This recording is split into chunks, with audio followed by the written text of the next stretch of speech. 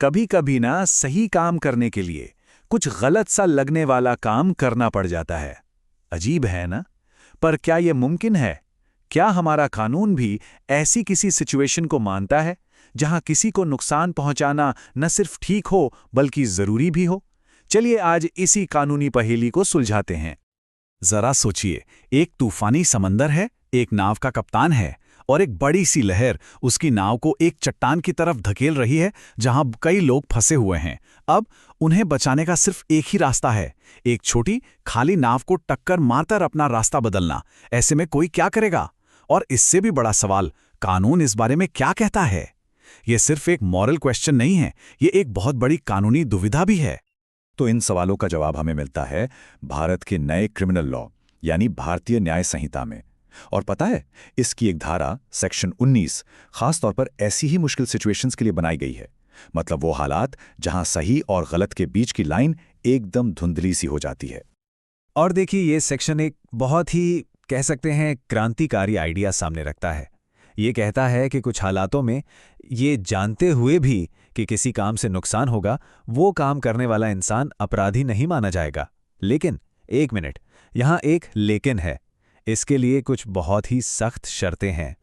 तो ये शर्तें हैं क्या? कुल 3 शर्तें हैं और मजे की बात यह है कि तीनों का एक साथ पूरा होना जरूरी है। सबसे पहली शर्त, नुकसान पहुंचाने का कोई क्रिमिनल इंटेंशन नहीं होना चाहिए, मतलब इरादा किसी को चोट पहुंचाने का था ही नहीं। दूसरी शर्त, जो भी किया गया वो गुड फेथ में मतलब नेक नियति से किया गया हो। और तीसरी, जो कि सबसे जरूरी है, उस काम का मकसद किसी बहुत बड़े नुकसान को रोकना था। अगर इन तीनों में से एक भी शर्त पूरी नहीं हुई तो ये बचाव काम नहीं करेगा। अच्छा, थ्योरी तो बहुत हो गई। अब एक असली उदाहरण देखते हैं जो कि कानून की किताब में ही दिया गया है। ये कहानी है एक जहाज के कप्तान की, जिसके सामने एक नामुमकिन फैसला आ खड़ा होता है। तो सीन कुछ ऐसा है, एक जहाज का कप्तान है, वो आराम से अपना जहाज चला रहा है और अचानक बिना उसकी किसी भी गलती के वो एक ऐसी सिचुएशन में फंस जाता है जहां टक्कर होना एकदम तय है। वो ना तो ब्रेक लगा सकता है ना ही बच सकता है। उसे एक फैसला लेना है और वो भी तुरंत, फौरन। अब उसके सामने 2 बहुत ही भयानक ऑप्शंस हैं। ऑप्शन ए, सीधा चलता रहे और एक नाव से टकरा जाए जिसमें 20 से 30 लोग बैठे हैं, या फिर ऑप्शन बी, जहाज को मोड़ ले और एक दूसरी छोटी नाव से टकराने का रिस्क उठाए जिसमें सिर्फ 2 लोग हैं। सोचिए, कोई भी ऑप्शन अच्छा नहीं है। ये एक ऐसा फैसला है जो कोई भी इंसान कभी नहीं लेना चाहेगा। और यहीं पर आता है सेक्शन 19 का रोल। तो कप्तान ने क्या किया? जाहिर है उसने ज्यादा जाने बचाने के लिए रास्ता बदल दिया। अब यहां वो 3 शर्तें देखिए। उसका इरादा क्रिमिनल नहीं था, उसने ये काम नेक नियति से किया और उसका मकसद एक बहुत बड़े नुकसान यानी 20-30 लोगों की जान को बचाना था। इसलिए भले ही उसने 2 लोगों की जान को खतरे में डाला, कानून की नज़र में वो दोषी नहीं है। लेकिन ये जो सिद्धांत है ना, ये सिर्फ जान बचाने या जान जाने वाले हालातों तक ही सीमित नहीं है। चलिए एक और केस देखते हैं। इस बार बात है प्रॉपर्टी की। तो सोचिए, एक जबरदस्त आग लगी है जो पूरे मोहल्ले को अपनी चपेट में लेने को तैयार है। उसे रोकने का कोई और तरीका दिख ही नहीं रहा। तभी एक आदमी, एक बहुत ही हिम्मत वाला लेकिन नुकसानदेह कदम उठाता है। वो आग को आगे फैलने से रोकने के लिए उसके रास्ते में आने वाले घरों को ही गिराना शुरू कर देता है। अब सवाल ये है कि क्या ये आदमी अपराधी है? आखिर उसने किसी की प्रॉपर्टी तोड़ी है।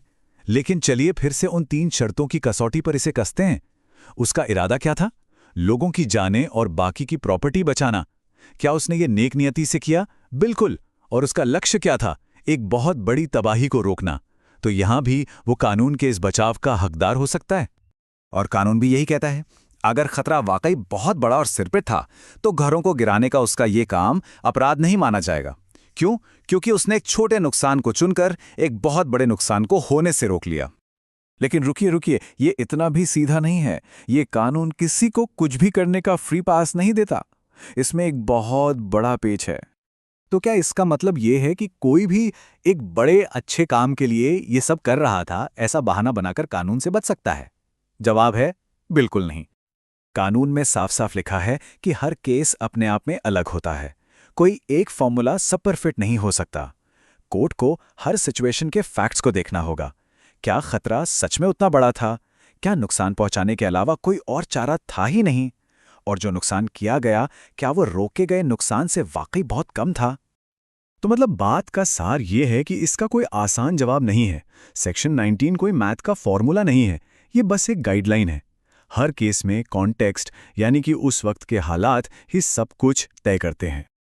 और इसी के साथ हम घूम फिरकर वहीं आ गए हैं जहां से हमने बात शुरू की थी। जायज काम और अपराध के बीच की वो जो बारीक सी लाइन है, उसे आखिर खींचता कौन है?